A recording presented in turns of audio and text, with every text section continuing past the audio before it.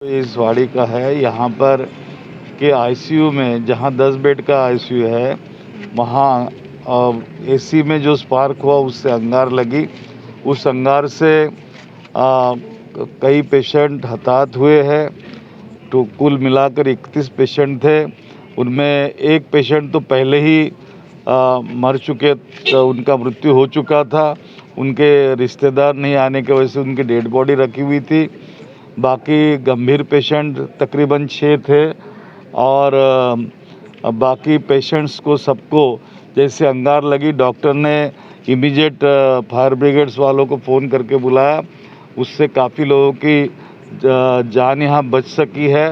अभी सभी को, किसी को शालीनताई मेघे अस्पताल, किसी को जीएमसी में, कुछ को सेनगुप्ता अस्पताल में और कुछ को आईजीएमसी में भेजा गया है।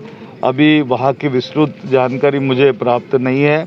मैं उसकी पूरी जानकारी लेता हूँ और निश्चित रूप से इसकी इंक्वायरी की जाएगी और इंक्वायरी के तहत जो भी होगा वो आपको बताया जाएगा। मुख्यमंत्री से क्या बातचीत हुई आपको? मुख्यमंत्री ने क्या दिशा निर्देश दिया है? क्या बातचीत हुई है? नहीं, माननीय मुख्यमंत्री जी ने मुझे पूछा कि आपको पता है कि नहीं वहाँ अंगार लगी क्या, और मुझे सच में पता नहीं था। उन्हीं के माध्यम से मुझे पता लगा और मैंने तुरंत अधिकारियों से पूछताछ करके किया और तब तक फ्लाइट उड़ चुका था और सीधा एयरपोर्ट से अभी यहाँ आया हूँ। कितना गंभीर मानते हैं? अब इससे पहले मुंबई में भी इस तरीके की घटना घटी, फिर नागपुर में घटी।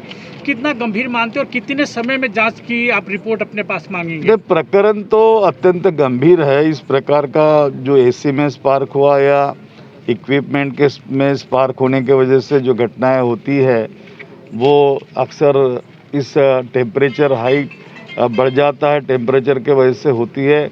लेकिन मैं कोई टेक्निकल आदमी नहीं हूँ। टेक्निकल टीम इसकी इंक्वायरी करेगी और उनकी जो रिपोर्ट आएगी उस आधार पर। कितने लोगों की मौत की जानकारी? मौत तकरीबन 3 लोगों की हो गई है। एक तो पहले ही मैंने कहा कि उनकी डेथ पहले ही हो चुकी थी।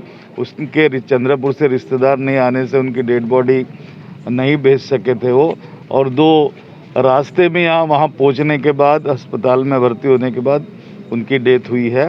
निश्चित रूप से पूरी जानकारी ली जाएगी और आपको बताया जाएगा। धन्यवाद।